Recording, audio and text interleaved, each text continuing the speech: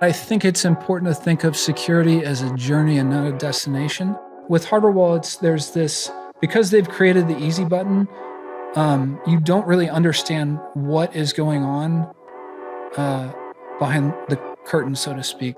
Be skeptical and go into that with your eyes open and think around the corner as to the implications of some of the information you're sharing or the trust you're putting in a firmware update. The nature of security seems to be this sort of cat and mouse thing. I wanted to put my trust into the math that underlies the Bitcoin protocol rather than a third-party device. It's just not quite the same.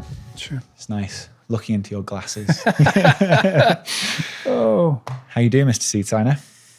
I am well today. It's Bitcoin's teasing all-time highs. I know. What are we at right now? Above 125 barely. And I'm here talking to you, so if I'm nervous as shit, it's still a good day. There's no need to be nervous. This is a safe space. But yeah, Bitcoin's absolutely flying. It's great to see. It is. I think we're in for a good end of the year. It's all, the stars are aligning with the usual kind of, well, you probably follow this stuff more than me, but November and December are typically, October, November, and December are typically pretty bullish. So it's, even the shutdown, I guess, is bullish at this point. 100%. Bitcoin doesn't shut down. Right. Even if the US government does. No, I'm excited. October is real. I think cycles are broken. Maybe. But we don't need to talk about price. That's not why you're here. Well, yeah. I mean, we can talk about price. The views will be better if we talk about price. I'll never turn down some, bull chow. But no, I think October is definitely a thing. I'm excited to see where it goes. But anyhow. So let's start off by introducing you. You've not been on the show before, new or old. Who are you? So I am a NIM on the internet. I go by, initially I went by the NIM SeedSigner. Now a lot of people just refer to me as Seed when they see me in public. But I was, let's see, I've been a Bitcoiner for about 12 years. I was a police officer for 15 years. And I created this little open source software project called SeedSigner that's kind of been my introduction as a public Bitcoiner. So that's me. So we're going to get into the SeedSigner stuff today, but I do want to talk about your background because it's pretty interesting. You were a police officer, but not just a normal police officer by the end of your career, at least. So why don't we start with that whole journey? Like, how did you go from being a police officer to working in forensics? Yeah. So my background, bachelor's degree in English literature, a minor in philosophy. Then I studied management information systems some during my undergraduate career, and kind of bounced around between a lot of jobs when I was younger. I was actually a flight attendant for a year in 2001, so I was in the air on 9/11. And after that, was laid off. I worked for an airline called TWA that no longer exists. But what was it like being in the air in 9/11? So it was as crazy as you would think it'd be. We were close enough to St. Louis, which was where I'm domiciled out of, that we got to land in St. Louis. So I didn't end up stranded in another city, but I flew out of Atlanta that morning on, the busiest airport in the country. And then, once we landed, I think one of the towers had been hit by the time we landed. And it was just more confusion after we got on the ground. At first they wouldn't taxi to the gateway, and then we did taxi to the gateway, but you weren't permitted to leave the plane, and then you had to leave the plane, but you couldn't leave the terminal. And it was, the same confusion that everyone else, I'm sure, experienced. That's insane. That must have been pretty wild. Where were you meant to be going, or were you meant to be going to St. Louis? No, it was back to St. Louis. Okay. I probably had a turn to go somewhere else too that day, but it wasn't meant to be. That's pretty scary. Yeah. What a scary time to be in the air. I'm sorry, I interrupted you there, though. No, not at all.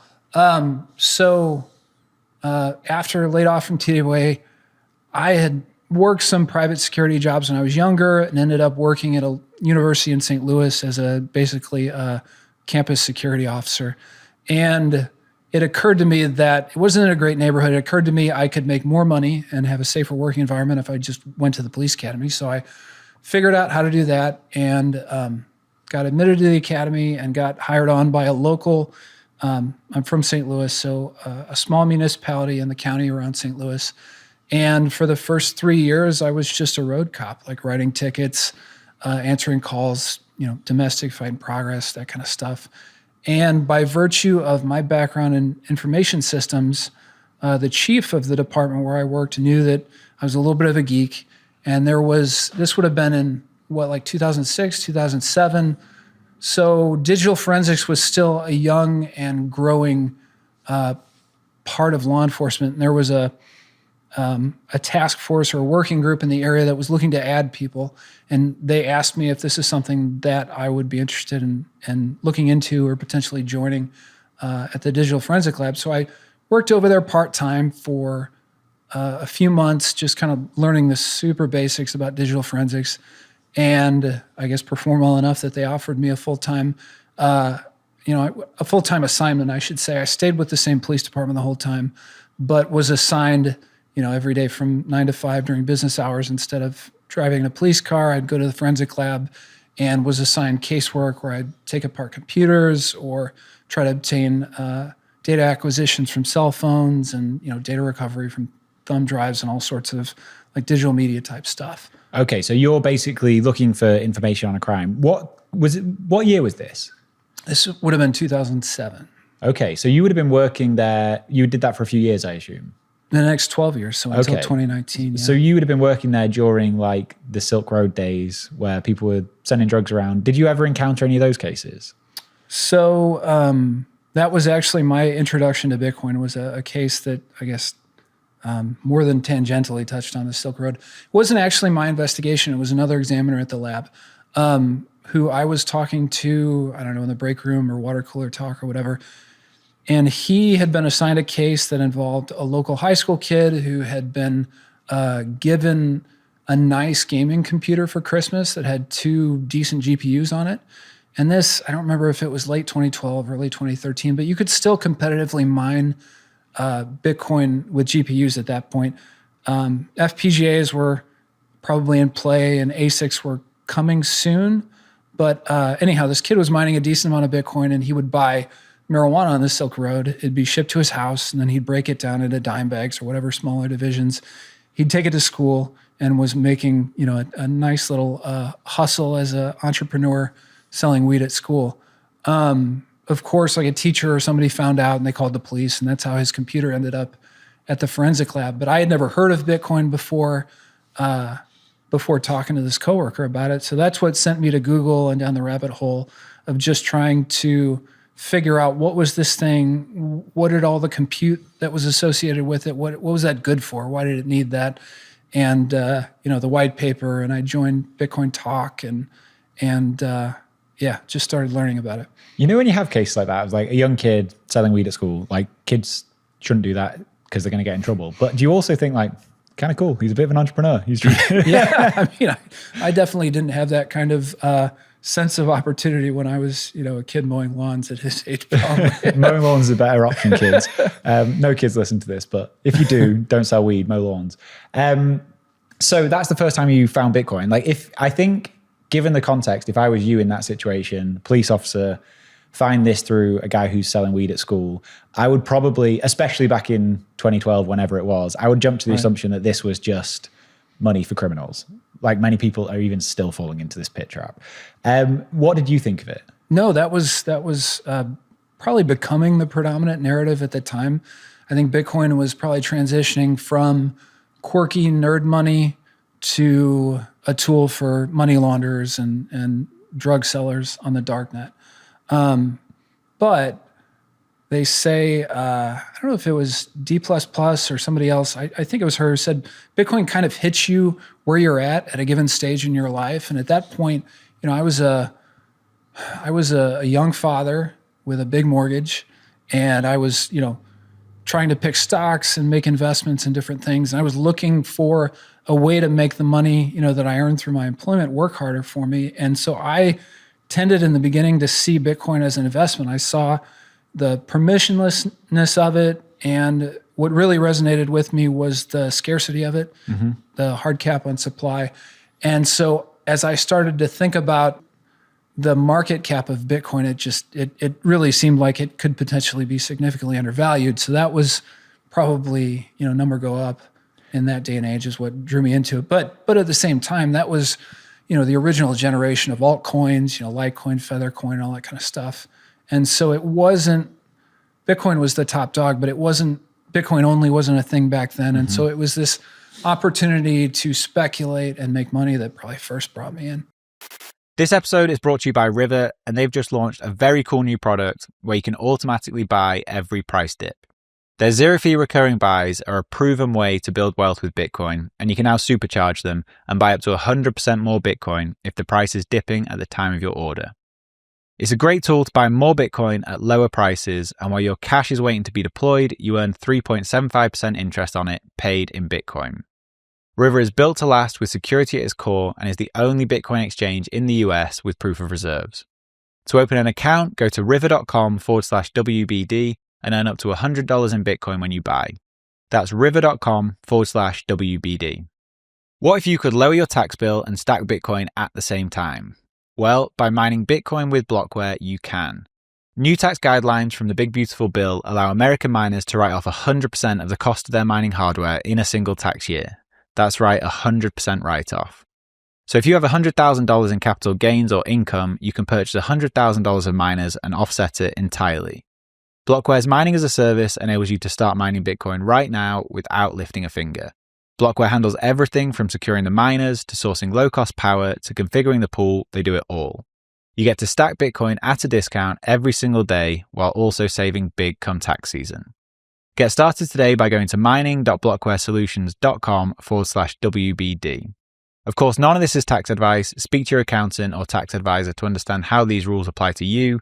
And then head over to mining.blockwaresolutions.com/WBD and you'll get 1 week of free hosting and electricity with each hosted miner purchased. What Bitcoin did is brought to you by the massive legends Iron, the largest NASDAQ-listed Bitcoin miner using 100% renewable energy. Iron are not just powering the Bitcoin network, they're also providing cutting-edge computing resources for AI, all backed by renewable energy. We've been working with their founders, Dan and Will, for quite some time now and have been really impressed with their values, especially their commitment to local communities and sustainable computing power. So whether you're interested in mining Bitcoin or harnessing AI compute power, Iron is setting the standard. Visit iron.com to learn more, which is IREN.com. I mean, I think that gets everyone, right? It's number go up first. Everyone thinks it's a get rich quick scheme, and then you learn it's a don't get poor slowly scheme. Right. But I also had those misgivings given, my role in law enforcement and stuff. And the majority of my work in forensics dealt with crimes against children. And so the possibility of Bitcoin being used to sell illicit material online and that sort of thing, like that was a part of how I viewed it. And there were I remember being a bit conflicted about it. There was a Bitcoin podcast at the time called Let's Talk Bitcoin. Mm-hmm. And it was, I think, Adam B. Levine was the host. And Andreas turned into like a network of podcasts, right? I think. It grew into a network, but originally it was that Adam B. Levine, Andreas Antonopoulos, and another person, Stephanie Murphy. And they were actually a daily Bitcoin podcast for a while. And I remember Andreas bringing up the whole boogeyman factor of child sexual assault material being sold for Bitcoin. And I really wrestled with that a lot early on because Bitcoin is permissionless and to a degree, depending on how you use it, private. And so it was something that you eventually realize like cars are dangerous too, and cars kill a lot of people around the world. But the value we get from cars above people dying in car crashes dramatically exceeds, the number of sad deaths that occur. So the possibility of it is just so much bigger than the people who misuse it or,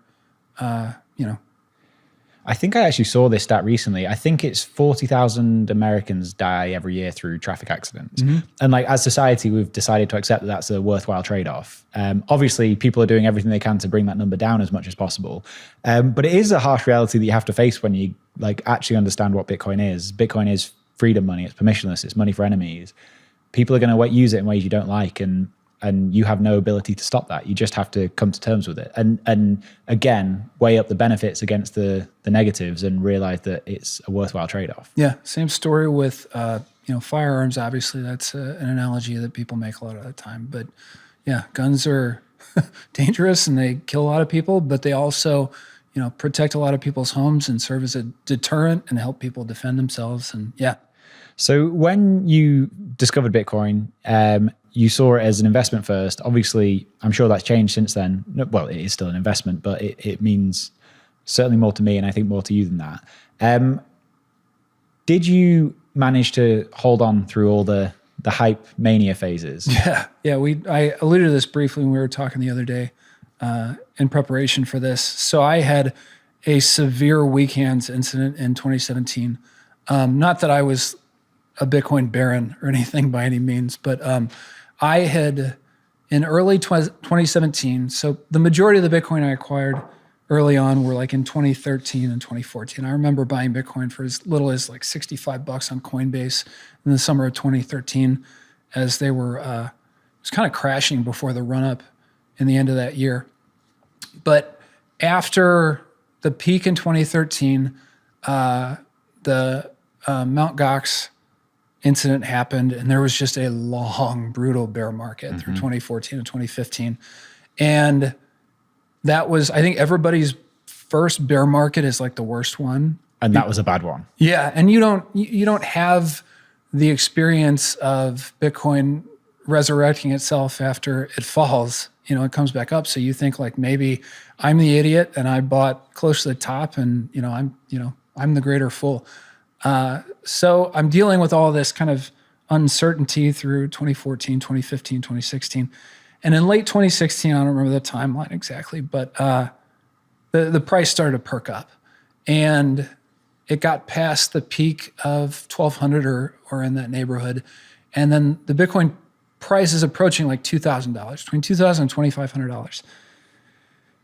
And with the mortgage we had on our house, if at that particular moment I sold all of the Bitcoin and legitimately paid the taxes, which were a gut punch, I was at a point where we could pay off the mortgage of our house and be completely out of debt and kind of have a fresh start financially in life. And at the same time, in early 2017, what's going on is actually reminiscent of what we're going through now. There was the fork wars were kind of in full swing or coming to it at that time. And I had this anxiety or worry or whatever you want to call it that, the conventional wisdom is if Bitcoin forks, no big deal. You just hold all the forks. And eventually when everything sorts itself out, you know which one the winner is. You're not hurt. But I was concerned with the number of forks that were happening, that if the network fragmented too much, the whole concept would lose its perceived value. So people might actually not remember the history of that, but would that have been things like Bitcoin Unlimited and Bitcoin Gold, yeah, and Bitcoin Cash, yeah, and all those at the time. And another factor of it is like I'm a modest means coming from the middle class kind of guy, and when you've put, I don't know what I put into my initial investment of Bitcoin, whether it was like probably between $10,000 and $20,000 of money that we had saved up and we were bringing in as revenue. My wife, God bless her, was very understanding about buying Bitcoin and some of the, I was on the, early on when ASICs were just becoming available, if you wanted to buy one, it was never just like buy it off the shelf and they ship it to you. It was always some kind of like pre-release or funding campaign where you sent in money and it was a pre-order for something that would hopefully come through a few months later. And then when you got it, it wasn't efficient. Yeah, and because so much new hash is coming online, it didn't produce maybe what you'd expected it to when you'd initially ordered it. So I, at one point, went to my wife and I was like, I'd like to buy this, magic machine that makes Bitcoin for $3,000 or something like that. And she's like, oh, okay. Well. Anyhow, so in 2017. Given what the Bitcoin I was holding, what it was worth, and what it had started from, I think people who are from modest financial means, they're just not mentally equipped for that kind of financial gain. In your mind, you start to second guess whether it's real, and there's this huge temptation to very binary thinking where you don't sell a little bit. If you're going to sell, you just get out and sell it all. And I guess the best way to say it is I was very financially unsophisticated at that point in my life. Not that I'm super sophisticated now, but even more so back then. And so one day I remember being in the forensic lab, and it always seemed like I had on my computer that was connected to the internet, which is a separate computer, I always had like a price ticker or a exchange chart or something up. And I see the number kind of like fluttering around my magic number of like get out of debt. And I remember that day very clearly. Like I just got up, told my boss I was going home for the day. It was still like mid-morning. And I went home and I just started pulling out. I didn't have a hardware wallet at that point. We can talk more about that. Was that paper wallet era? It was still paper wallet. When I set it up initially, it was definitely still the paper wallet era, but hardware wallets had subsequently come out. But it was... yeah, Trezor must have been around then, and Ledger probably was in its early form. I don't know when... Trezor, I think, was like started. late 2013, early 2014, if my timeline's right. But when I had set things up initially... hopefully I don't blank on I had used a web wallet, but it was like a web paper wallet. Okay. So it was an open source project, and I'll think of the name of it. It wasn't like Electrum wallet or something like that, was it? No. So it was basically a website. And it was a GitHub repo. All of the code that underlied the website was published in the repo. And what you would do is basically download the HTML and associated code that makes up the website from the repo, and they provided an authentication hash so you could, if you're trusting the person who publishes, that website, what the hash was supposed to be. And this was actually a forensically sound process. You would boot up a separate computer offline, not connected to the internet, with a fresh Linux installation, and you would use that to generate new private keys. And it's called bitaddress.org. People who've been around in Bitcoin, I'm sure, recognize it. The guy who created it, his first name's Peter. I won't say his last name because he's kind of private, but super great Bitcoiner. And he's actually known as BTC Curacao, who's promoting Bitcoin adoption there. But anyhow, went through this very methodical process using an offline computer that was completely in line with my forensic training, and bought an inkjet printer that I used to print out the private keys for the paper wallets. Never used that inkjet printer again for anything else. It was a USB connected one, so it never touched the internet. Went through this very carefully thought out process, but in the end, what am I doing? I have a list of private keys printed on 8.5 by 11 computer paper, that's in my underwear drawer at home. Yeah, because insane. when I first put it in there, it was worth like a few $1,000s, and over time as Bitcoin started to appreciate more, my security setup, I think, is eventually what was part of the genesis of SeedSigner, because of all of the contributing factors to this, weak hand experience, which, I'm not in the league of Laszlo, the guy who, bought pizza for Bitcoin way back when. But when you think about the amount of Bitcoin you previously owned before you sold everything, it's not an easy memory. And so to tell this story in 2017, I awkwardly sold the Bitcoin. It wasn't even like set a sell order. There's probably, I had an account on Gemini that day, and there's probably this awkward blip on the chart of Gemini that day from me just market selling a bunch of Bitcoin. I didn't even know Gemini was around by then. 2017, yeah, they were still pretty small. But yeah, it was on Gemini. And so went home, started sweeping all of these paper wallets, awkwardly dumped everything on Gemini, and then had this big dollar balance, which I didn't really believe it was real until I'd moved it, did the wire transfer into my personal bank account and was making preparations to pay off the mortgage loan.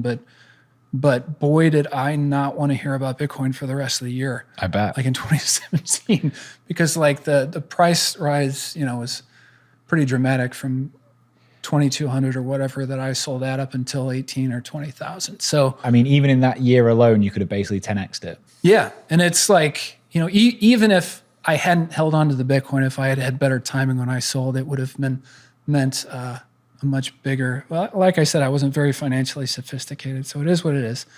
And for the rest of the year, I didn't want to hear about Bitcoin. I decided me being able to pay off our mortgage was kind of the first step to me thinking about stepping away from my career in law enforcement.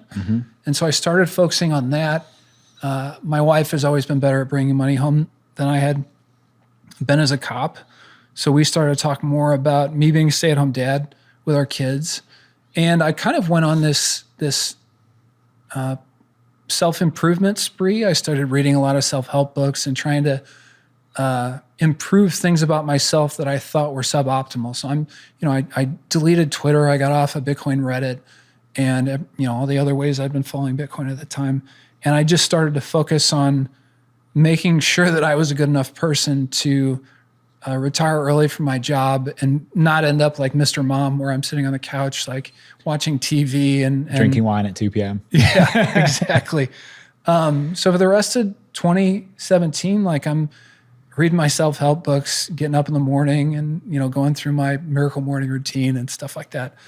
And in 2018, I don't remember what the catalyst was, but I as painful as it was sometimes, I started peaking at the Bitcoin price. And in 2018, it started to come down. I bet you were the only person happy to see it come down that year. One of the few. And like Bitcoin gets its hooks in you. It's like the meme from The Godfather. Like once you think you're out, they pull you back in. I don't know if that's Goodfellas or The Godfather. And so I started paying attention to the price again. I probably created a new Twitter account because I deleted the old one. And as the Bitcoin price got to I didn't catch the absolute bottom, but I was like kind of good. I started buying more around $4,000 as it had come down from 20. And this is like in 2018 and in 2019. So I started accumulating more Bitcoin. And this is like, Bitcoin's different for me now. It's still an investment to some degree. But if you think about 2017, 2018, 2019, that is really the time when the US national debt starts to ramp up. And my kids are getting a little bit older, and maybe I'm maturing a little bit, but I'm starting to think about like, what world am I leaving for them? Where is this debt going? What kind of, country are my kids going to be left with? And so Bitcoin took on additional significance beyond just being an investment for me as I was starting to rebuy it. Again, still love number go up, especially relative today to where it was then. But my Bitcoin journey was different at that time. And after I'd started buying more Bitcoin, I started to think about cold storage. And I was still, at work in the forensic lab. And I started to think about the reasons why I just so awkwardly had the lettuce hands experience.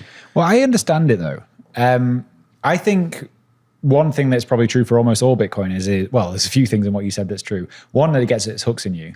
Probably from the first day I ever read about Bitcoin, there's likely not been a single day since that I've not read more about Bitcoin. Right. But the thing that I think people aren't prepared for, and never can be when you first buy Bitcoin, is the fact that you have to consider what you will do when it 10x's, because at some point it's going to 10x on you.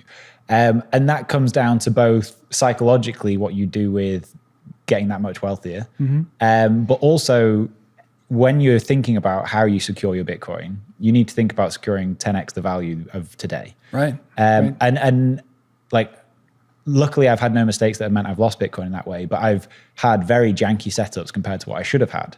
So I guess for you, going from using paper wallets back then, like, it's interesting just to hear, like, it's easy to think since 2017 to now, not that much has changed. But when you actually think about the infrastructure side of Bitcoin, the hardware that's available, it's a world apart. So when you were thinking of like your initial paper wallet setup and you came back to Bitcoin, how did you view sort of the hardware wallet market at that time? Right. So I had consciously avoided the hardware wallet market. And part of it, to be candid, was that I already had a setup that I was reasonably comfortable with. It turned out, like, I think as I bought Bitcoin and started to think about what my preferred setup for long-term cold storage was, I started to think about my background in forensics and what about my background might inform an approach or a strategy that would make sense for me and kind of calm my unique sort of anxieties. One thing I can say about my time in forensics is I grew up in forensics during a very unique period in time where initially when I started doing forensics, it was all what's called dead box forensics, where you take a computer that's been powered down, you basically remove the hard drive from it, and that's your primary, almost your only exclusive source of information about that computer and what it was used for. But early on in my career, at first we started seeing flip phones, and then, the rise of cell phones occurred. The iPhone, I think, came out in 2006 or 7. Maybe it was a little bit before that.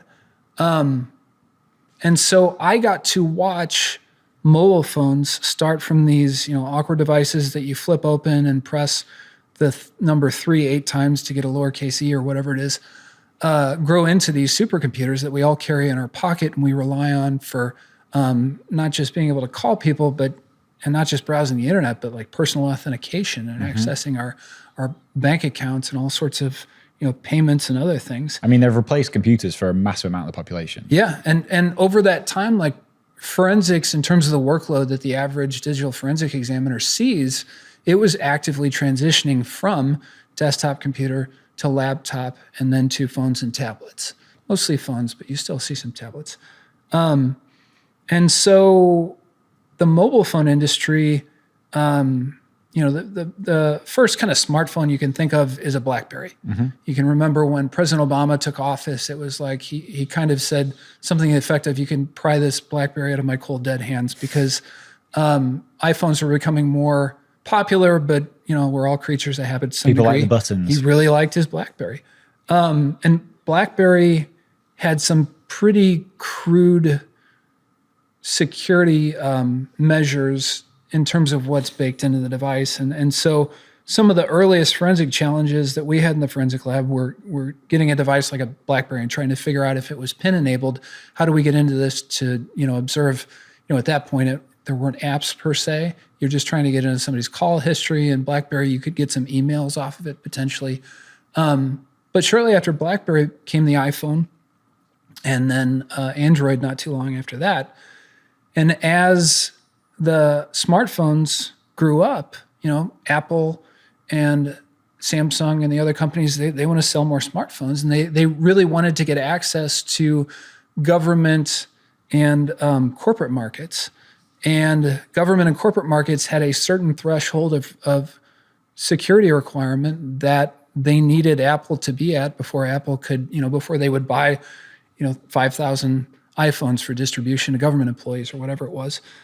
So Apple started adding security features that were basic and clumsy at first, but that got increasingly sophisticated. And what I observed as someone doing forensics over that time period was this ongoing cat and mouse game between Apple trying to up its security game and then an increasing number of researchers and then startups who would examine, the underpinnings of iOS and Android and come up with security exploits that could be used to get around the gold standard, or what you really try for is being able to authenticate to log into the device. Whether that's now it's Face ID, but at the time, it was a lock pattern or a PIN code or whatever it was. And so Apple would implement a new security feature. 6 months later, an individual who's doing research, or as it became more likely, a company that contracts with the federal government and other local governments would develop an exploit to get around what Apple had done. Apple would do something new 6 or 9 months later, and it's this cat and mouse game. So with my experience with mobile phones, I got a lot of phones that were locked when they arrived to me at the forensic lab. And as a rule of thumb, if you could either turn the phone off or keep it powered and offline, for a lot of phones within 12 to 18 months, if you just waited it out, and court cases take a long time anyway, the criminal justice system isn't fast.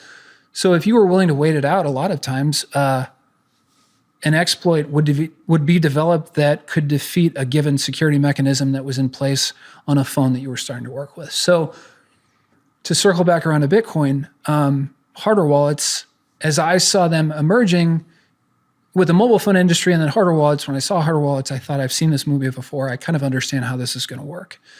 And when you consider, the Apple has, it's I I don't know, is it $1 trillion company or whatever the market cap of Apple is, the amount of money that they spend on these security exploits, and they're still not practically able to keep government contractors out of their phones. I don't know if that's contrived, if that's a real thing, or if it's, but the nature of security seems to be this sort of cat and mouse thing.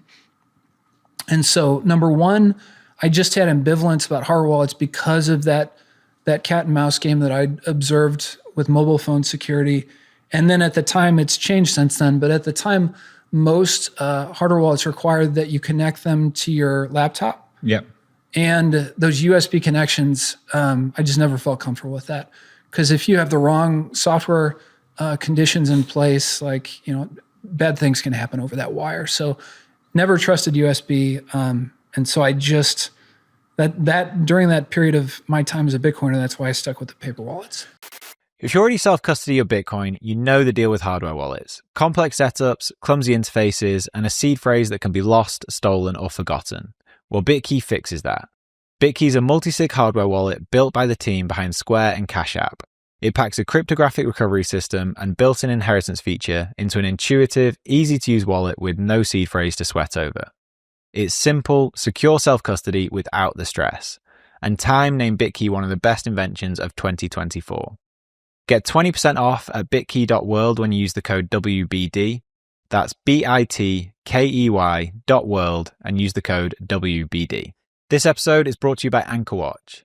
The thing that keeps me up at night is the idea of a critical error with my Bitcoin cold storage. And this is where AnchorWatch comes in. With AnchorWatch, your Bitcoin is insured with your own A+ rated Lloyd's of London insurance policy, and all Bitcoin is held in their time-locked multi-sig vaults. So you have the peace of mind knowing your Bitcoin is insured while not giving up custody. So whether you're worried about inheritance planning, wrench attacks, natural disasters, or just your own silly mistakes, you're protected by AnchorWatch.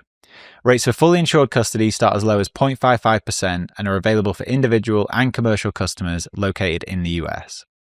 Speak to AnchorWatch for a quote and for more details about your security options and coverage. Visit anchorwatch.com today. That is anchorwatch.com. Do you wish you could access cash without selling your Bitcoin? Well, Ledden makes that possible. They're the global leader in Bitcoin-backed lending, and since 2018, they've issued over $9 billion in loans with a perfect record of protecting client assets. With Ledden, you get full custody loans with no credit checks or monthly repayments, just easy access to dollars without selling a single sat.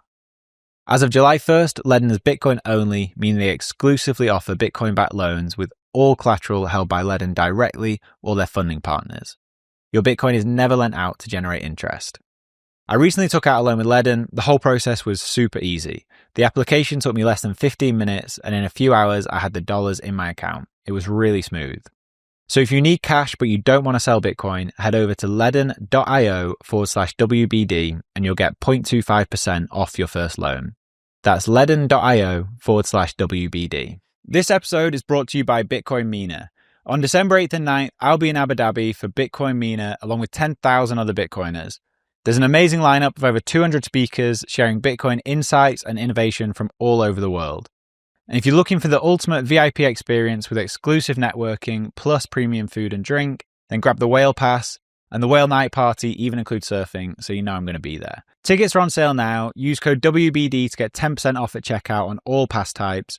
The website is mina.b.tc and use code WBD for 10% off.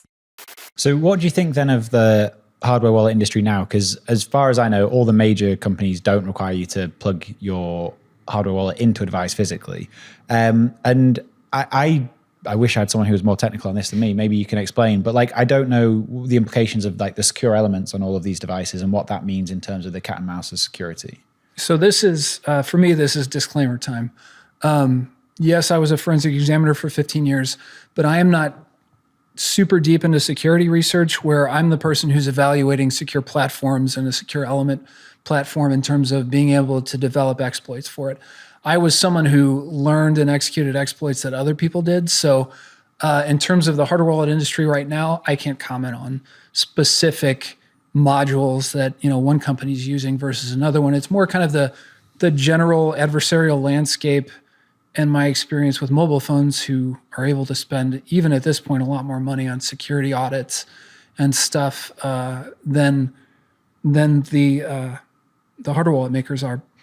So maybe then, like, just for sort of context, I've used basically all the major hardware wallets. Like I feel very secure in my setup using them.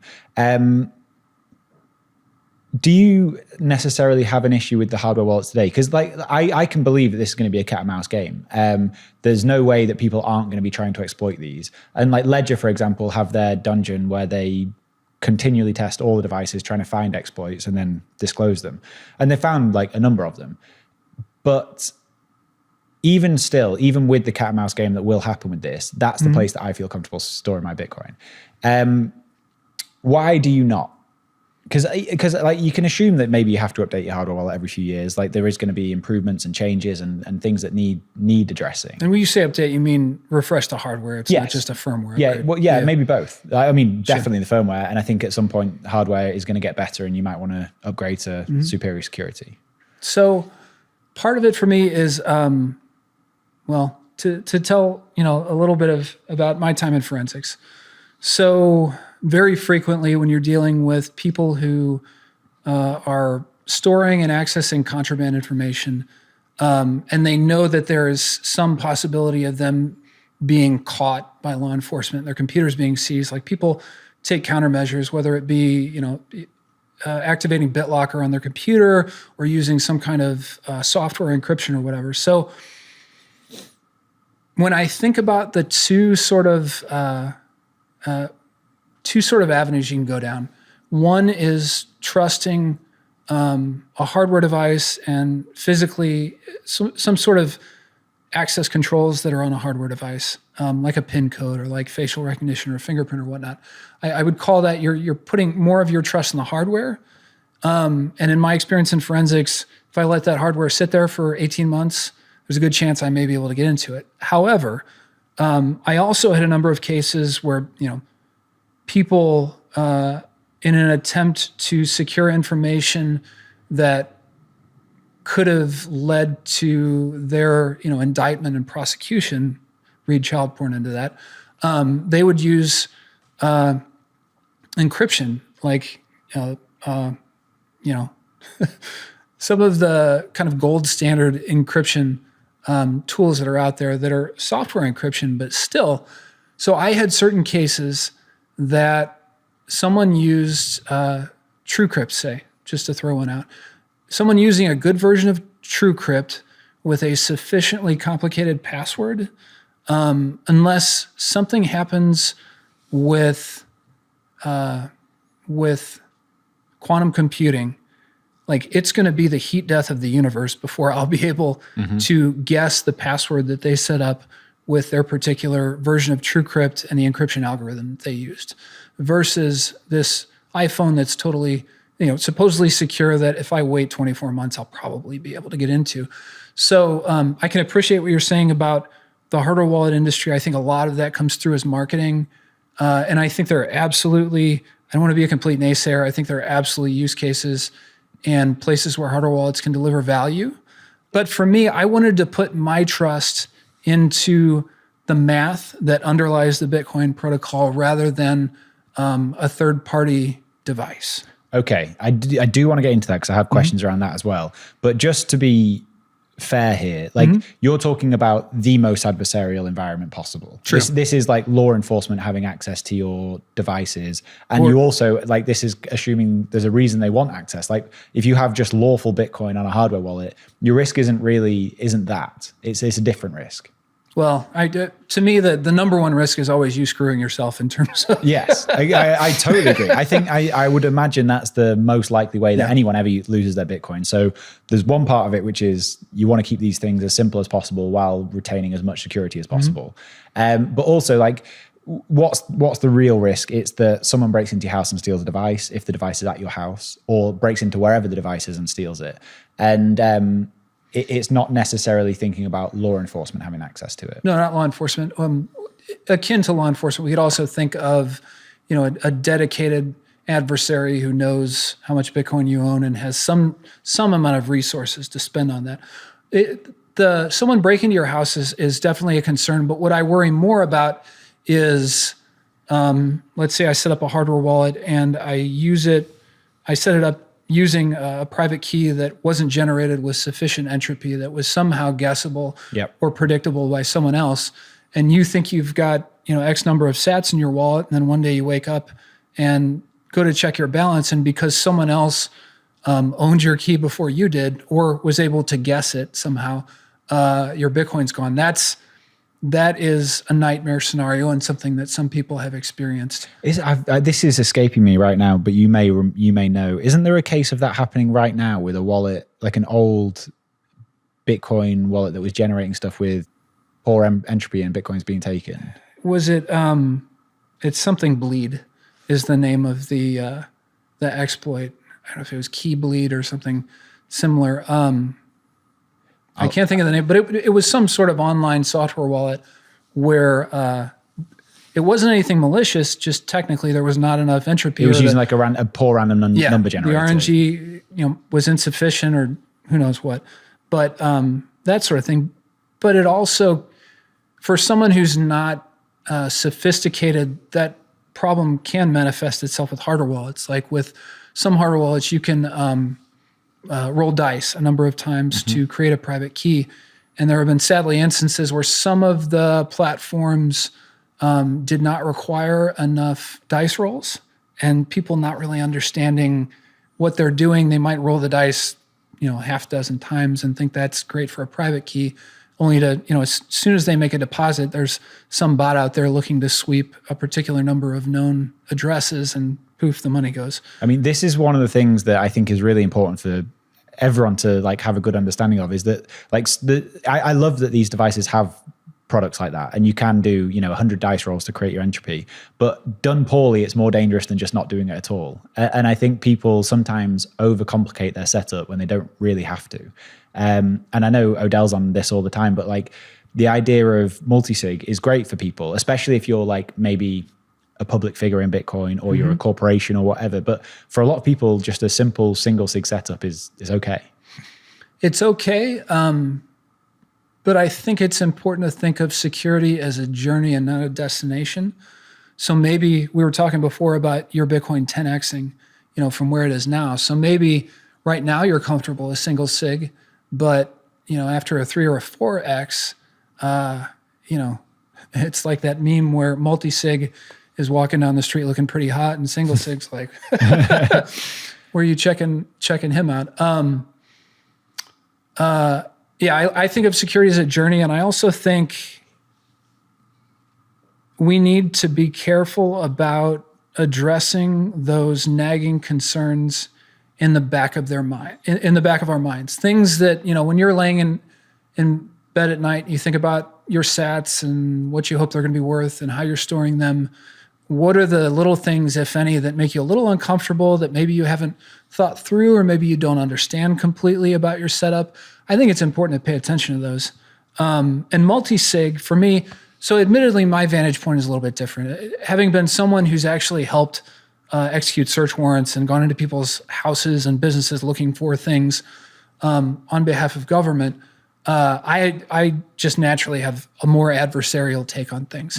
But multi-sig was like a through the looking glass moment for me when it finally started to be available to everyday Bitcoin. Originally, it was like BitGo and some institutional service providers. But when Spectre Wallet came out, it was really, to my knowledge, the first average Bitcoiner facing tool that made multisig possible. Because if you have a single sig wallet, like you got to keep that wallet at your house. And then of course you have to, back up your seed phrase, right? So it wouldn't make sense to keep that with a wallet. So you got to find a second hiding place, whether that's a bank deposit box or your best friend's gun safe or under a tree in your grandma's backyard or wherever it is. And if someone finds the seed phrase, if they know what it is, game over. If they find your hardware wallet, like there's also the issue of people are really bad at choosing pins. Like I've got into more mobile phones than I think I should have, just by, there's like 5 or 10 things that you go through, last 4 of social security number, birthday, spouse's birthday, the numerics of the street they live on and all this kind of stuff. People are just bad at choosing PIN numbers. So if you can get into that person's house and either find their backup or their hardware wallet, I mean, they could be cooked. But with multisig, like even if you have a nation state level adversary who has significant resources and it turns it from just going to your house and finding that one thing and potentially trying to exploit that one thing to maybe, first of all, you don't know. Is it a 2 of 3? Is it a 3 of 5? Is it a, 6 of 7? Who knows? And then it becomes this treasure hunt of figuring out where the pieces to the puzzle are hidden and how many of them you need to be able to get access. So multisig was really, when I had reaccumulated some Bitcoin, I was looking for that level up for my cold storage. Multisig for me was where it was at. And that is a big part of the journey that I took eventually to SeedSigner, but just my initial journey in trying to resecure, the Bitcoin that I bought. Yeah, the thing that I would like reiterate there is, we kind of touched on it already, is the fact that you're most likely to lose your Bitcoin, not have it stolen from you. And like the thing that people need to be fully confident in is that they can access that Bitcoin if anything goes wrong. And sometimes I think multisig maybe is a step too far for right now for some people. But like you say, this is a journey, not a destination. It's one of those, for me, with great power comes great responsibility. Mm-hmm. And it's the same with even with your single sig hardware wallet. If you choose to add a BIP39 passphrase to it. So you're effectively with that creating a 2 of 2 multisig, because if you lose either the passphrase or the seed phrase, without the both of them, you don't have access to your funds. So same with multisig. And we talked about this a little bit beforehand as we were discussing, this conversation, that there are tools like cars and firearms and knives that if you're going to use and you're not going to cut yourself or shoot yourself, you have to invest a basic level of training into understanding what is powerful about that tool and what's dangerous about that tool and how to properly use it. And multi-sig is definitely a level up from single sig in terms of the information storage requirement, because you have to, I don't want to get too technical, but you have to keep versions of all of the public versions of the private keys. You have to have those on hand to be able to make the threshold spend, unless you have all the private keys. But to dumb it down a little, there's some additional information that you have to keep. That information, I think, can be classified as private but not secret, which is confusing because we say private keys and not secret keys. But if someone gets the information about your wallet setup, they can see your money, they can see your balance and the transactions you made, but without the private keys, they can't steal your money. So enhanced information storage threshold, but it's a diminished requirement in terms of the private versus secret thing. So you can secure that a little differently. Like I think for a wallet descriptor, maybe we're getting a little technical here, but for a wallet descriptor, encrypted and cloud storage is potentially okay if you're comfortable with the trade-offs, or keeping multiple copies of it. But anyhow. But I think it obviously is getting a little technical there. I think the important thing for people to know though is that there are different products out there for people who have different needs. And so BitKey responds to the show, but I think that's a perfect sort of entry level thing for people to be using who this might all be going over their heads. But something like that is a great option. And then if you want to do multi-sig, there's a ton of hardware out there, and obviously the SeedSigner, which we can talk about now. So when did you first come up with SeedSigner? Can I take a step back? Absolutely. So in terms of, I do think BitKey is potentially a great solution. And I think what people, kind of the paradigm is, how much of the easy button do you want? Mm-hmm. I keep going back to this knives metaphor, but if you want to dice an onion, you can use one of these auto dicing things that you just tap on it a few times and it, but you may not like the way it dices your onion. So you may want to invest in learning how to use a knife properly and how to dice an onion properly. And it's always this trade-off in security of, we'll probably keep coming back to this, but in security, it's always a trade-off. And so that easy button means that you're giving up a certain amount of trust with the people that create the easy button. So for people or privacy. So for people who are comfortable with the increased trust or privacy threshold, those kind of solutions may be are great for them.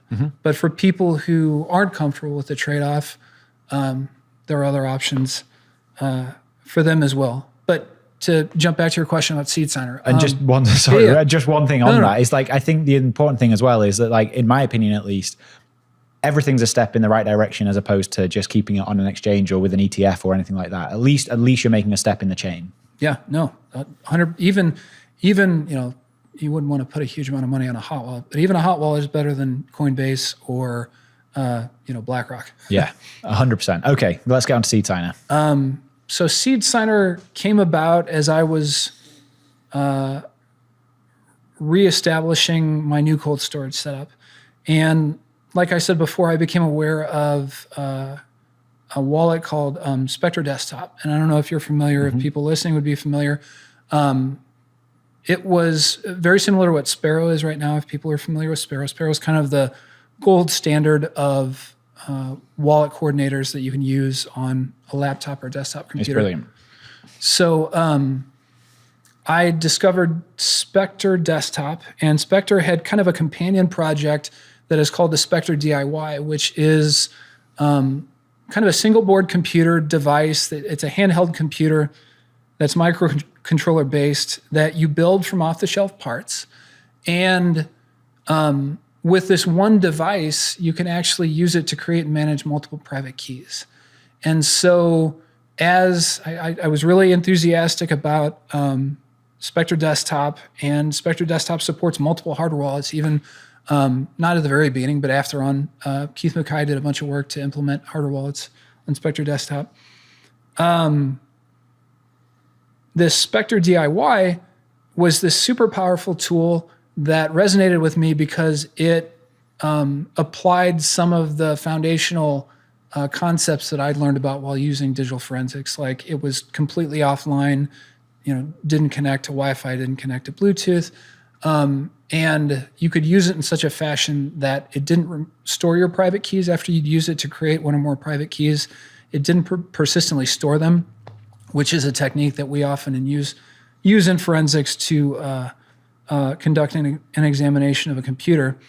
And so I'm enchanted with Spectre Desktop. I build one of these Spectre DIYs, and I'm getting my new multi-sig set up, and it's so awesome. I started interacting with his name's Stepan Snigarev, who was the primary architect of Spectre. And I also dabble in 3D printing. And at the time, they didn't even have, it was just a circuit board that you bought and you held in your hands kind of awkwardly with a scanning module attached to it. So I had done a little bit of stuff with 3D printing. So I designed a very simple rudimentary enclosure for this thing and offered to send them one. And I started interacting with some of the people who were behind that project. And that also put me in touch with a Bitcoiner called Michael Flaxman, who's, I guess he would call himself a cryptographer. But he wrote this this guide for Bitcoin cold storage called I believe it's called the 10x Bitcoin Security Guide. It's hosted on GitHub. You can just Google that, and it's evergreen. It's still completely applicable, but it's about making upgrades to your security posture in different ways where you get the most bang for your buck. And I started interacting with him, and he was telling me about an idea he had to use a Raspberry Pi, a specific version of a Raspberry Pi that didn't have Wi-Fi, didn't have Bluetooth, as basically a private key generator. It's this naturally very isolated environment where you could create private keys, and then you'd write down the seed words, and you wouldn't have concerns that the key was leaked or had a chance to be on any other device. So it's a very secure way to create private keys. And I, stepped away from work. I don't have a background as a programmer, but I like projects. And so I bought this hardware that he had told me about, the Raspberry Pi, and, just a simple screen and controls to put on it. And this is before, AI or ChatGPT or anything. So I had to Udemy Python videos for a week just to relearn enough programming to be able to do it. But I wrote this very simple proof of concept that showed with this Raspberry Pi setup, you could do basically what the Spectre DIY thing could do, but at a fifth of the cost or something. It was a super cheap thing, like less than $30. And I started sharing that on Twitter, and then I realized if I attached $5 camera to it, I could fully replicate all of the functionality again from the Spectre DIY. And so being a cheapskate, that was satisfying to me. And I started posting about it on Twitter, and people seemed interested. And it was in, let's say, April or May, I guess, of 2021, Bitcoin conference in Miami. Not sure if that was the first year they had it. Anyhow, they had this Foss Dome in the tent that Matt Odell had done a great job of organizing. And I, contacted them ahead of time and asked if I could have 20 or 30 minutes to talk about SeedSigner.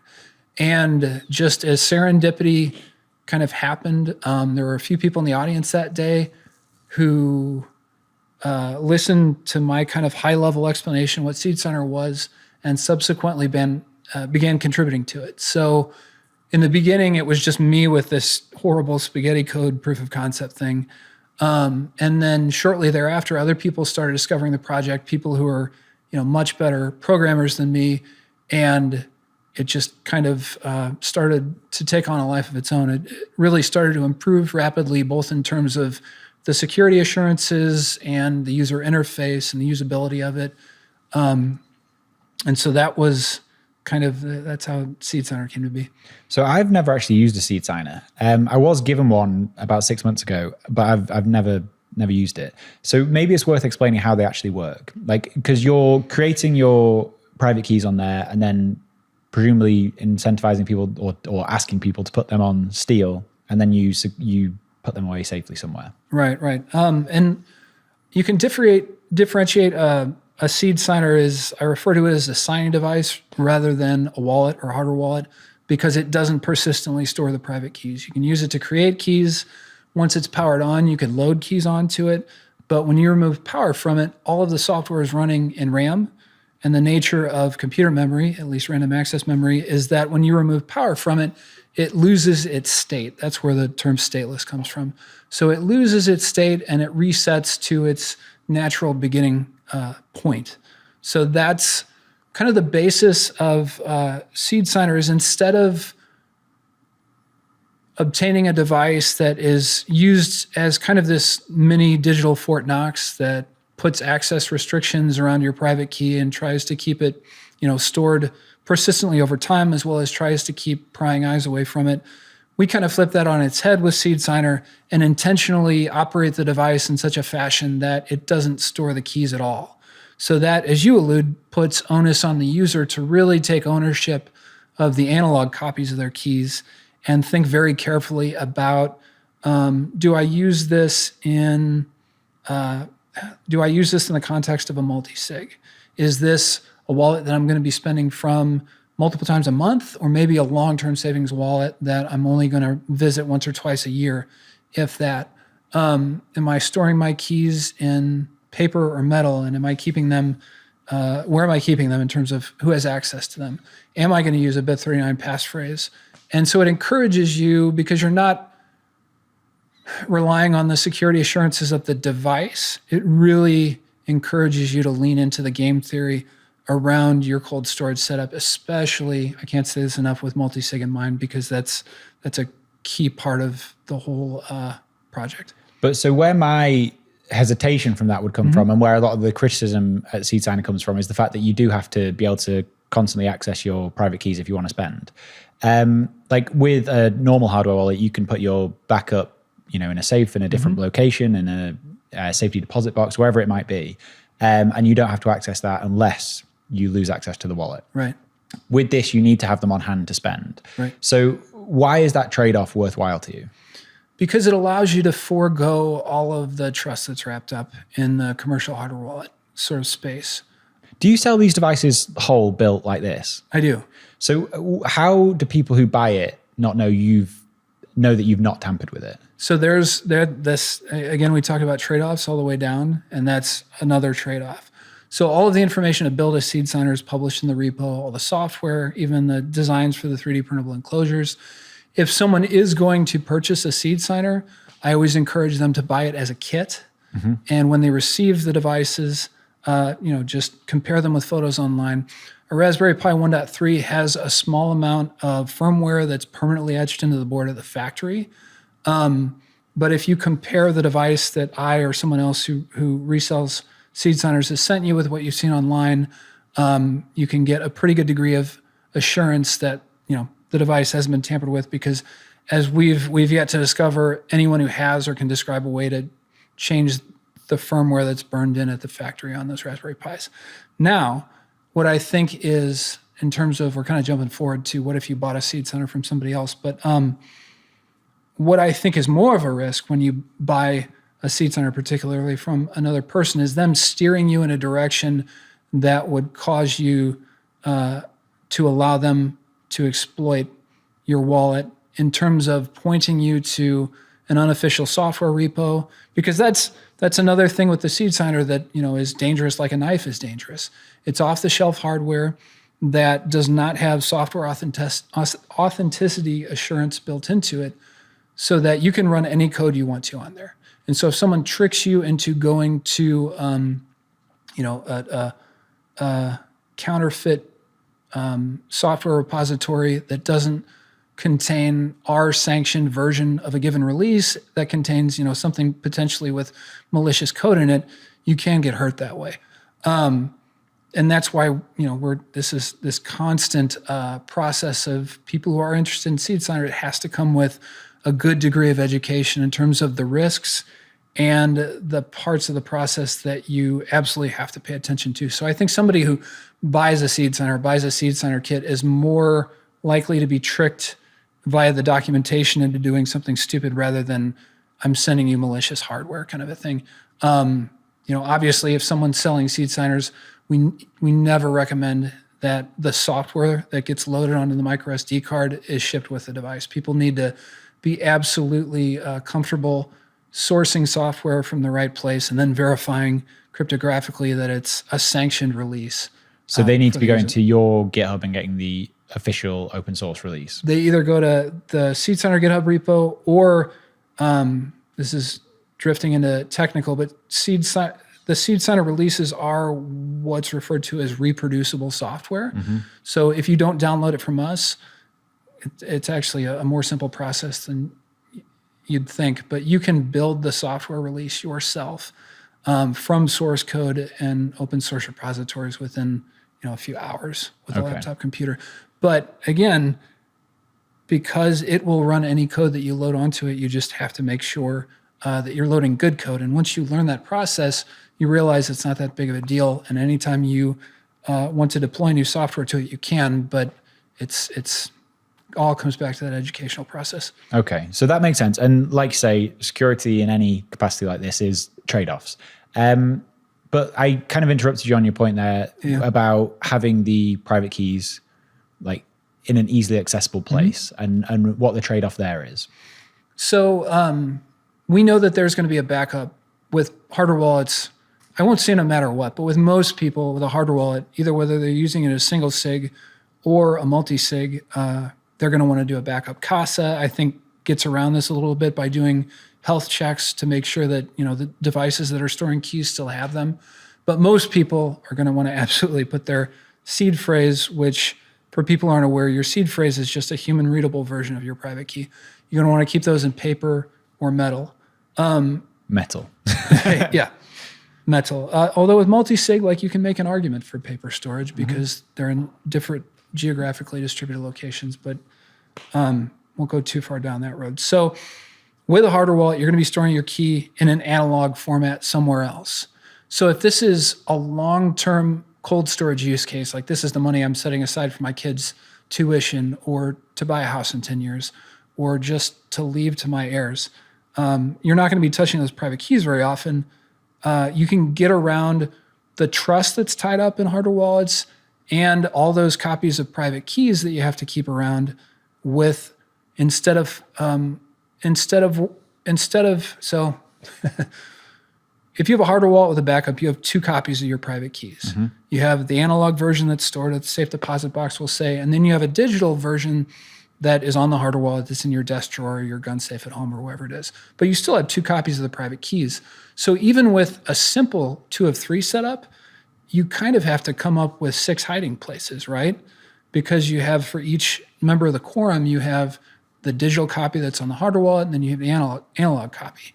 For long-term cold storage, where you're not going to be accessing the keys, especially in multi-sig, I think it makes sense to just forego the digital copy of the keys and just focus on those analog copies of the keys and keeping them private, safe, redundant, tamper evident, protected in whatever ways you think are appropriate. Because you're going to have to store the backups anyway for your long-term savings. I think that got to your original question, did it not? Yeah, no, that makes sense. Because like if you are putting Bitcoin away for 10, 20, 30, 40 years, like who knows if the device is even going to turn on in that time. Right. That does make sense. But you do still have the additional redundancy, I don't know if that's the right word, of the actual physical hardware wallet. So if you're thinking of this as like a multi-sig solution, do you still need 6 hiding places essentially? You want a backup of a backup? Well, I mean, the alternative is, and like this is another whole avenue that we can talk about, but a lot of people don't even understand what those seed words represent. Like when I do talks or, individual walkthroughs of SeedSigner, I'll say, not most people, but a lot of people end up keeping their, because when you set the device up, write down these 12 words, write down these 24 words or whatever it is, and most people end up writing them on the card and then storing that card with the hardware wallet, not even understanding that that's the holy grail. That's what the whole device exists to protect. So a lot of people don't even understand that anyway. But with what you allude to, so if we're going to store the analog version of the private keys, the seed words with the device, and the device is over the long term, let's say 2, 5, 10 years, the device, just by virtue of it being a digital storage medium, is more prone to failure anyway. Like, why are we even messing with it? When there are some trade-offs that I'd like to talk about that a lot of people sign up for that maybe they don't realize they're signing up for when they decide to use a retail hardware wallet. So I'd probably break those down into 3 broad categories, like supply chain risk, trust, and then privacy. So when you use a retail hardware wallet, there's this issue of supply chain risk, meaning that from the earliest time that the subcomponents that are going to go into that thing, it becomes known that they're going to be used in a Bitcoin product, that is where risk begins. And risk lasts the entire time until that device is delivered to you in your home or you buy it, from the store, wherever you take delivery of that device. At each point in the journey, there's the potential for exploits to happen. And I think, exploits at the hardware level are sophisticated. They require a sophisticated actor. But as Bitcoin 10x's, I think we're going to see some wild stuff.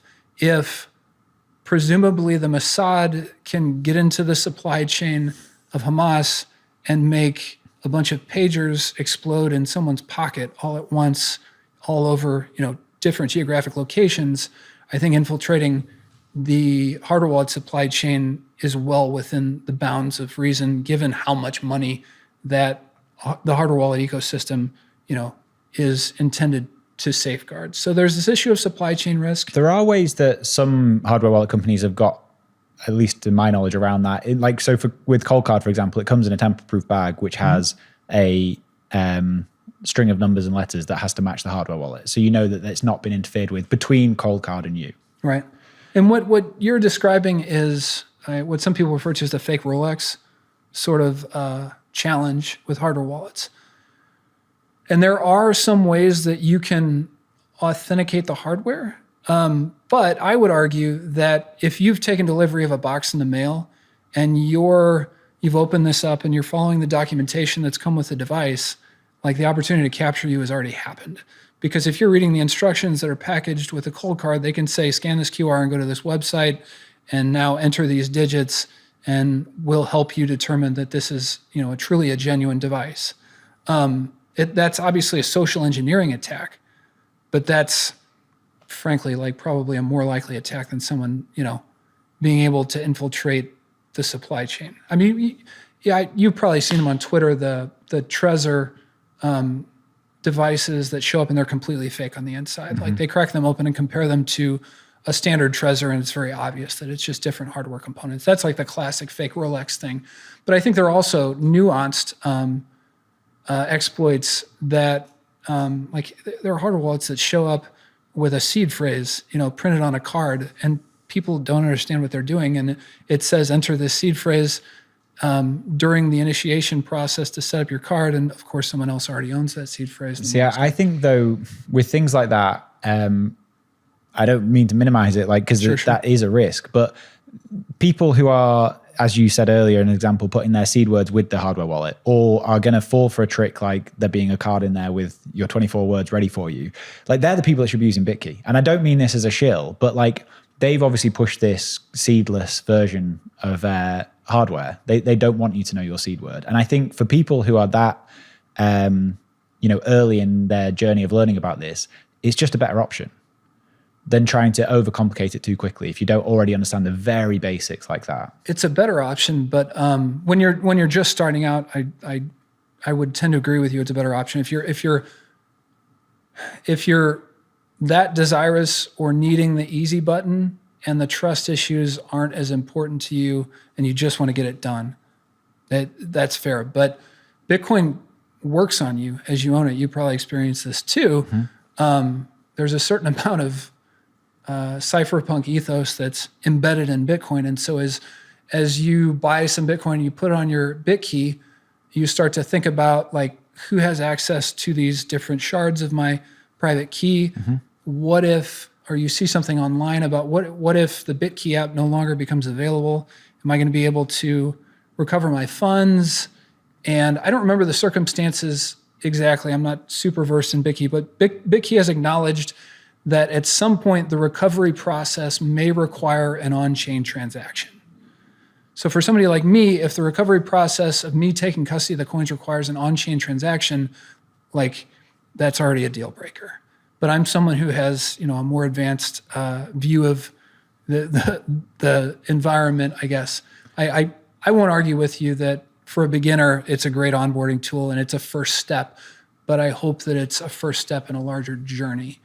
I don't want to get too far because of the three things I initially brought up. There's the supply chain risk that SeedSigner helps you get away from.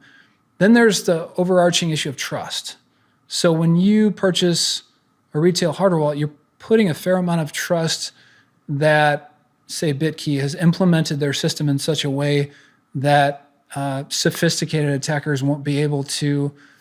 When you get into keys being stored online or remotely accessible, which as I understand it, they are with BitKey, that opens the doors up to larger scale exploits where not just somebody coming into your house and stealing your hardware wallet, but like lots of private keys could be potentially stolen all at once. Now, the BitKey people would argue that they have a belt and suspenders model and that this is not possible, but I mean, unless you're super versed in the underlying mechanisms and have a thorough understanding of them, we've heard that story before, that it's just not possible until it becomes possible.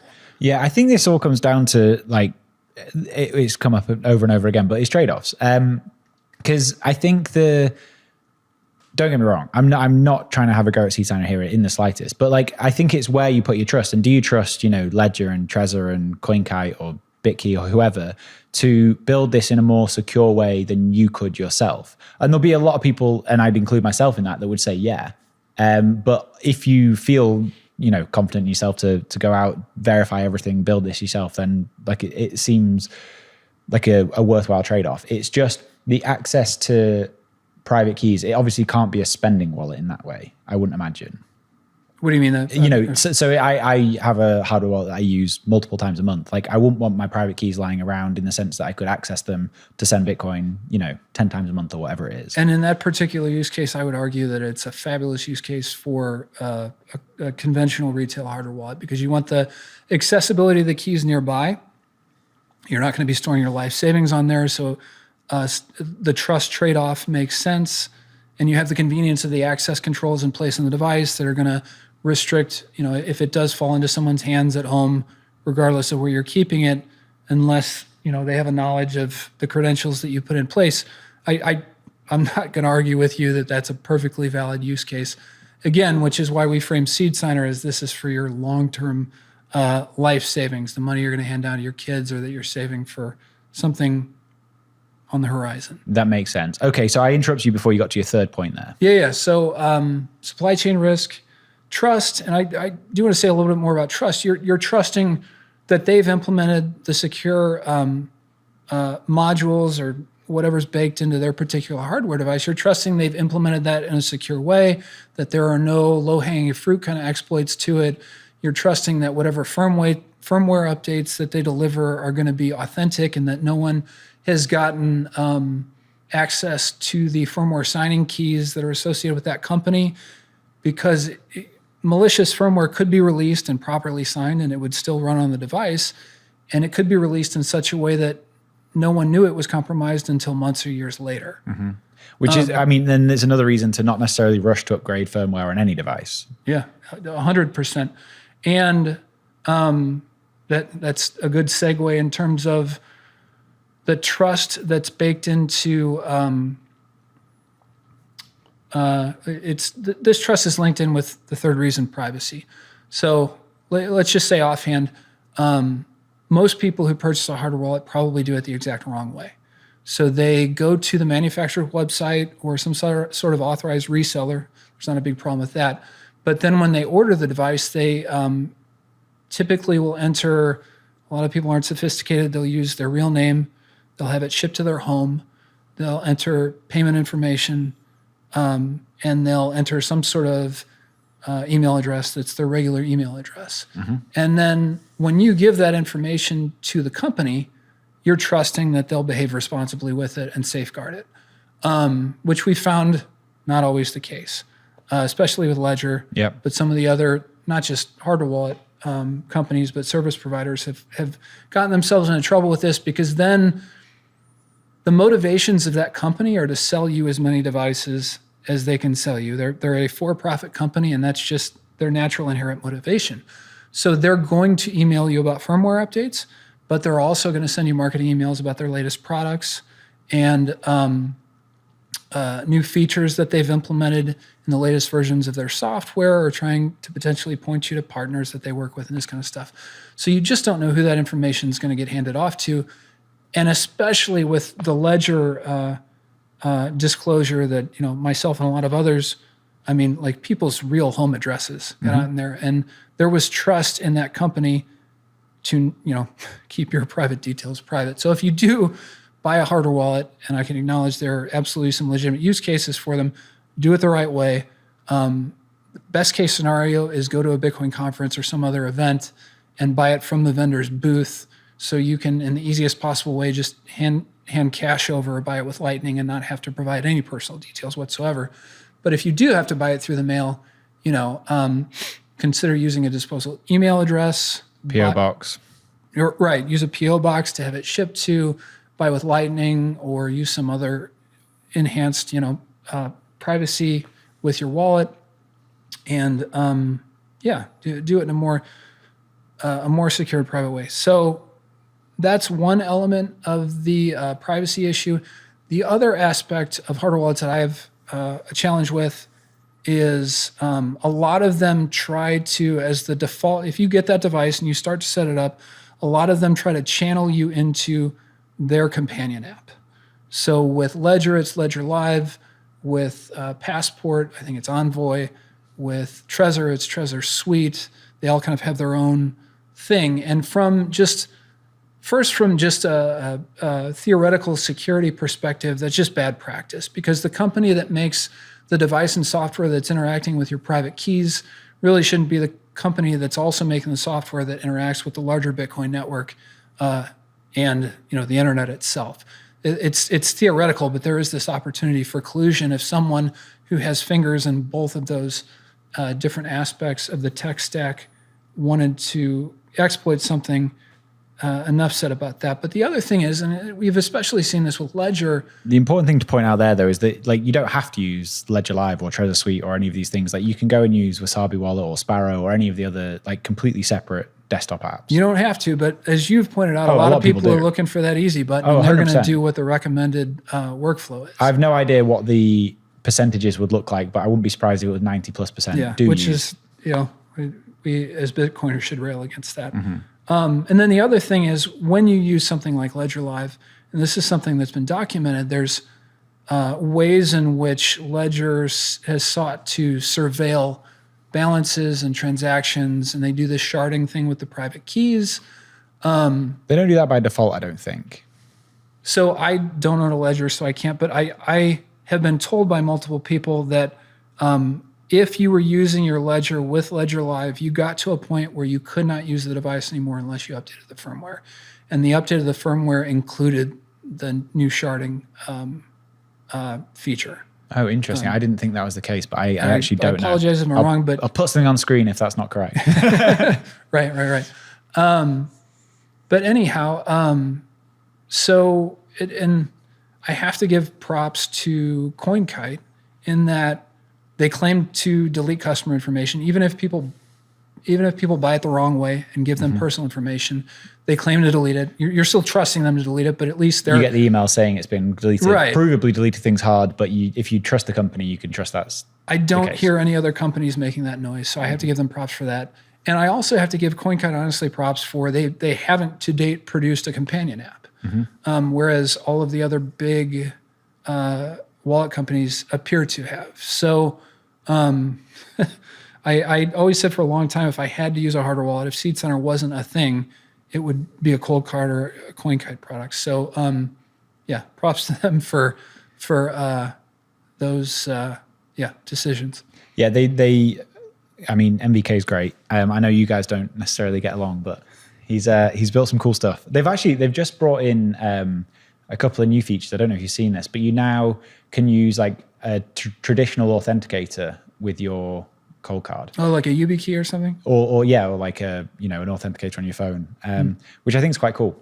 Like, and as far as I know, I actually don't 100% know how this works, but I can only assume that if you lose access to that authenticator, you can just restore the wallet from the seed, and that won't be the case. But I think that's kind of an interesting additional security feature.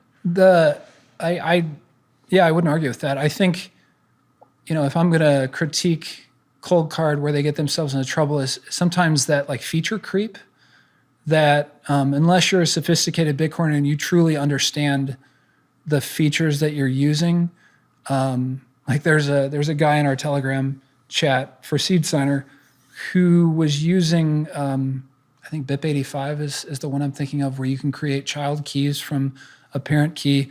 And they, one night they were working on their Bitcoin setup and got 2 generations deep into BIP85 derivation, and like could not, and they were doing, not just the first child, but some subsequent child derivation, and somehow lock themselves out of their Bitcoin. So I think keeping it simple, there's, I agree with that. I don't think that's CoinKite's fault. I think it's cool that they give you access to as many advanced features as possible.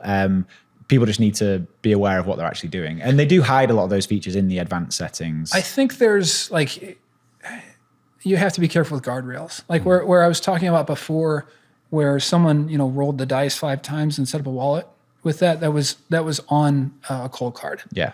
And so you can give people a lot of power, but I also think there's, it's very simple to require a minimum number of rolls that would prevented that from happening.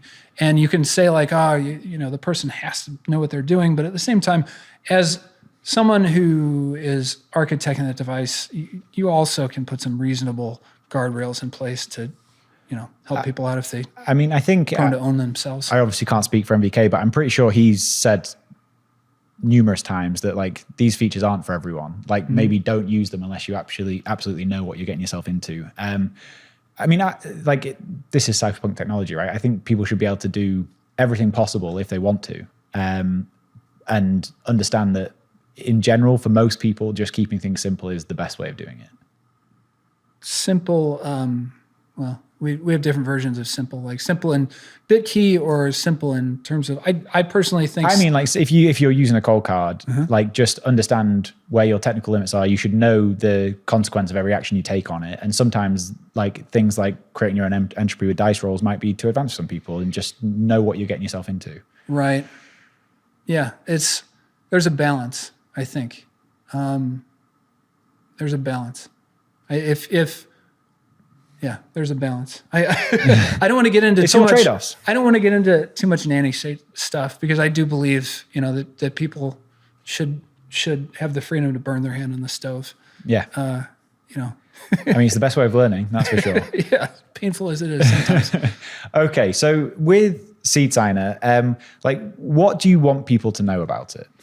So SeedSigner, again, DIY cold storage. The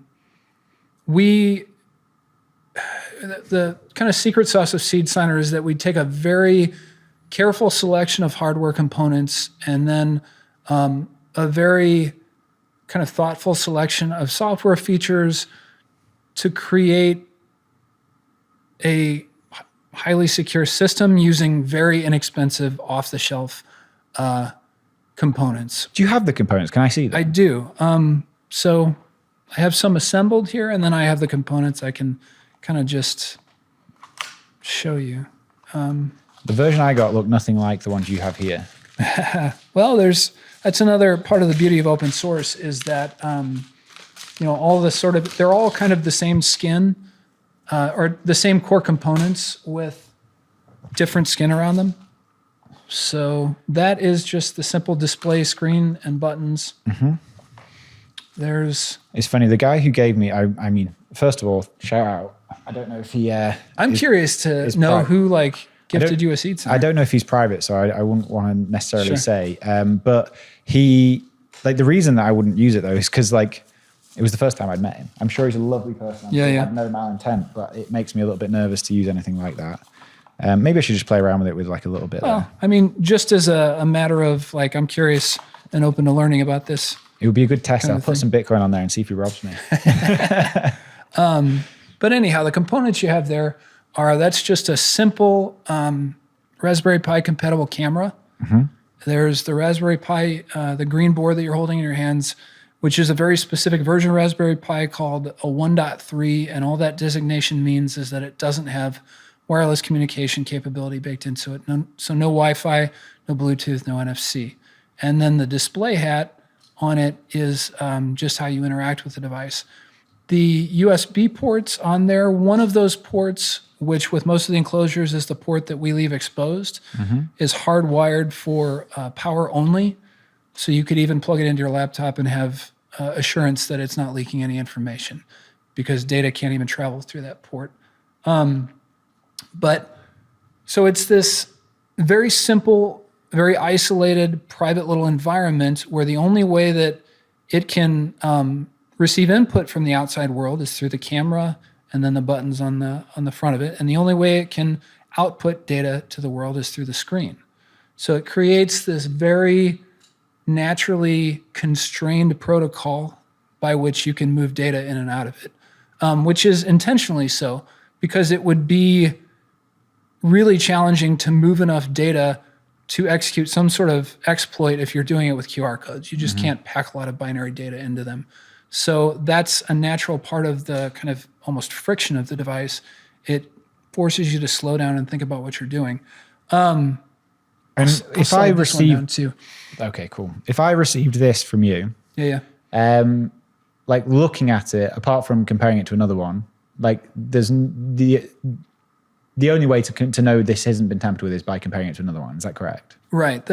For me, at least physically, the bar is pretty high to add some sort of hidden or undesirable functionality on that device without changing the way it looks in some way, like adding an additional module or something would be out of place. And it's a very simple board with a minimal amount of firmware on it. So that's relatively trivial. Right.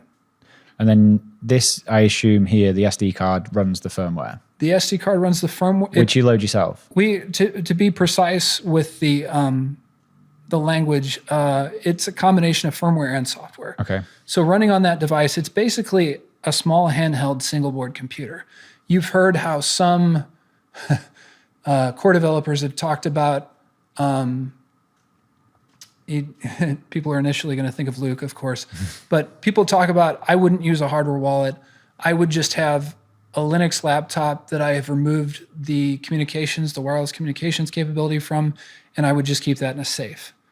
This is kind of a version of that because a simple handheld computer, that we're using it in such a way that it doesn't remember anything. So there's high-level firmware and software on the memory card.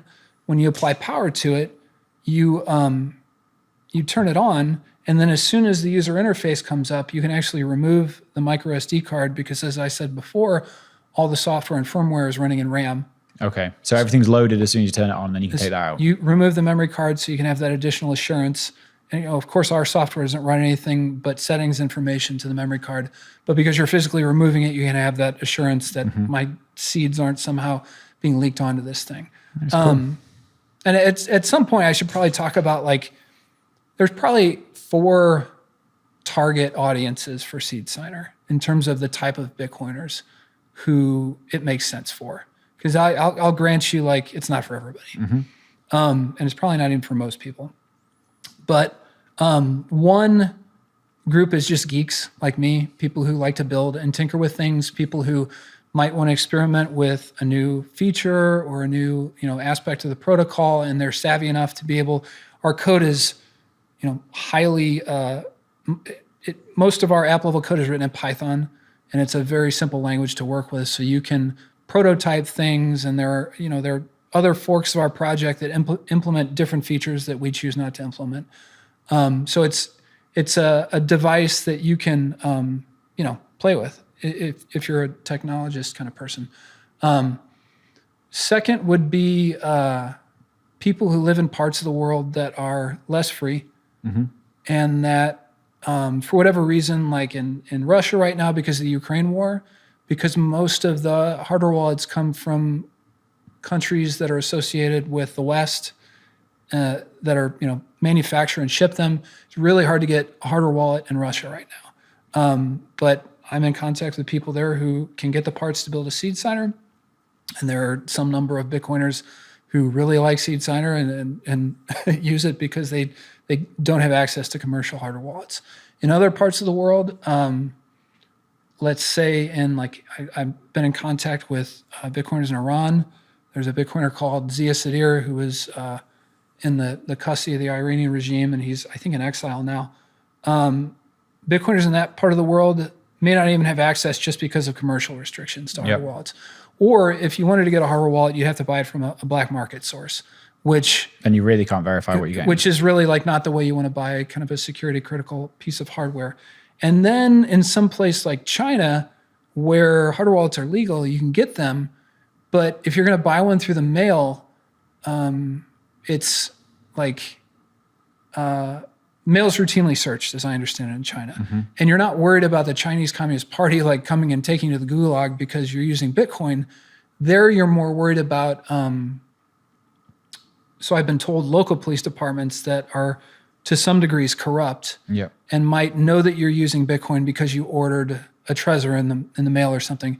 And with that information, they would come to you and try to invent some sort of crime that you committed to try and shake you down to seize your Bitcoin. So SeedSigner allows you to have secure Bitcoin cold storage with parts that are not, if you order these parts, you could be building a mini retro gaming console, or you could be doing any one of other sort of DIY software projects. So it helps people who can't get access to hardware wallets, or who for whatever reason are trying to fly under the radar. So that's group 2. And then group 3, I would say, are people who are really concerned with, as I've already talked about, the amount of trust that goes into using a retail hardware wallet. Maybe we're wired a little bit differently. Maybe we're freedom and sovereignty maximalists or whatever, tinfoil hat types or whatever. But the model of using a SeedSigner, the mental model of understanding what the components do, is something that once you've learned it, for whatever reason, it's very grokkable for people. With hardware wallets, there's this, because they've created the easy button, you don't really understand what is going on behind the curtain, so to speak. So I've heard this from multiple people, to where when they're looking to make a spend using their hardware wallet and they set the transaction up, they've entered the recipient address in and the fee and the amount they're going to send and everything. Right before they click the send button, there's this apprehension. because they don't know what they're going to do if it doesn't work. Because they don't have confidence that they understand what's happening under the hood, or that they would be able to reconstitute their wallet and get access to their funds if they were just had the source material, the seed words in their hands. With SeedSigner, the way we take you through the process of setting up a Bitcoin wallet, and because every time you make a spend, you are dealing with the seed material, you have a much higher understanding of what the process looks like, and if something were to go wrong with your laptop where you had Sparrow, or if you're using Nunchuck or Blue Wallet on your phone, and your phone, you dropped it in the pool or it got stolen from you on the street or whatever, you have just a higher degree of confidence that with the key material and your wallet backup, you'd have access to your funds much more quickly. That makes sense. I think this is cool. I need to have a play around with the one I've got and see what I think of it. It's like I say, what I don't want this to sound like is an attack on hardware wallets, because I think, like you say, I can understand why someone would want to use this. I can understand the reasoning. I think the audience is not everyone. It's not every Bitcoiner. And I think people should still feel confident in using hardware wallets. So I don't want anyone to go away from this like freaking out that their hardware wallet's compromised. But it's a cool project. And I would, just to push back on that a little bit, because I don't want to deter people from solutions that could potentially do them good, but I would encourage people just to go into that relationship of purchasing a hardware wallet and using it, because that's what it is. It's a relationship. Be skeptical and go into that with your eyes open, and think around the corner as to the implications of some of the information you're sharing, or the trust you're putting in a firmware update, or any of that kind of stuff. Just trust, don't verify. We talk about that in Bitcoin, I think, right? Absolutely. Trust, don't know. Don't trust, verify. Don't trust, verify. Yeah. We do talk about that in Bitcoin. I think the key theme of this interview is probably it's just all trade-offs. Figure out what works for you best, and That's fair. you should think adversarially and make your own decision on this stuff. But this has been cool. Anything we didn't talk about that you want to? I one kind of aspect that's sort of squishy is just my experience with SeedSigner and being the lead and the facilitator of an open source software project, and experiencing kind of this as a community-driven project, of how I referenced before, as I started out early on, not being a coder and writing this horrible code, but producing enough of a proof of concept that other people stepped in and built it. It has just been, for me, super satisfying to interact with Bitcoiners in that kind of way, building something together that provides real value, and something that, because we have to have different strokes for different folks. We have to have tools for everybody. And we don't want to have a Bitcoin ecosystem where we only have just one thing, not the other. We don't want everything to be DIY, and we don't want everything to be just, commercial and retail solutions that are available. So SeedSigner serves as this kind of ideological counterbalance to some of the other things, not just, hardware wallet boogeyman, but just in terms of what if there was some sort of aggressive nation state maneuver to co-opt Bitcoiners and attempt to maybe not go full out 6102 and seize Bitcoin, but to try to just start to encourage people to register and declare whatever amount of Bitcoin that they own.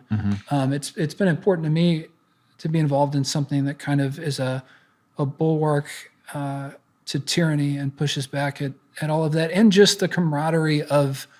I would be remiss if I did not give shout outs to some of the people that have helped build SeedSigner to what it is. Like our lead maintainer, who was the first external contributor to SeedSigner, and I love how he found it. When I made this proof of concept, and I'm all on Twitter, like posting videos of how it works and the richness of the concept or whatever, like he just goes onto GitHub and searches Bitcoin wallet and is not active on social media. And that's how he found our project and started contributing to it. To our lead software developer, who's called Keith Mukai, who's a good friend of mine as well, who I mentioned before is the one who his initial open source contributions were to Spectre Desktop and integrating hardware wallet support into Spectre Desktop because it didn't exist, and he was a technical guy and wanted to have it there, and so he just stepped up and built it. And then I mentioned people who saw that initial presentation I made at Bitcoin Miami. There's an amazing UI UX designer. He's a NIM who goes by Easy or Easy UXD, and he was one of the people that saw that first presentation and then circled around and contacted me. And his daytime job is a UI UX designer for, I don't want to give the field he works in, but he works on a national level with products that millions of people have their hands on.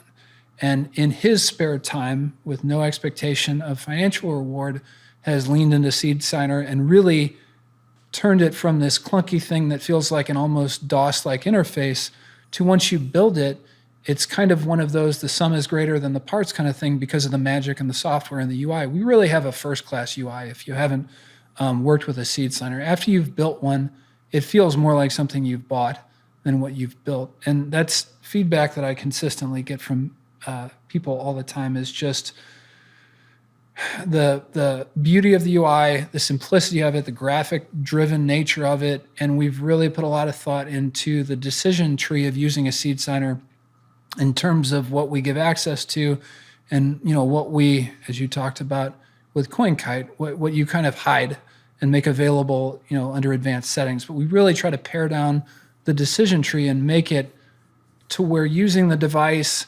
is as much of a process of securing your Bitcoin as, when you're initially using it, it's also an education process, because it teaches you how you collect entropy to create a private key, and then how you create the public version of that private key that you need to set up a wallet.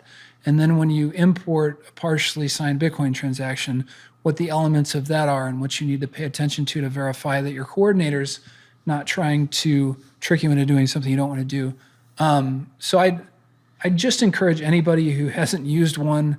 SeedSigner is a grassroots thing, and that's okay, because it's generally passed along from one Bitcoiner to another, primarily at meetups.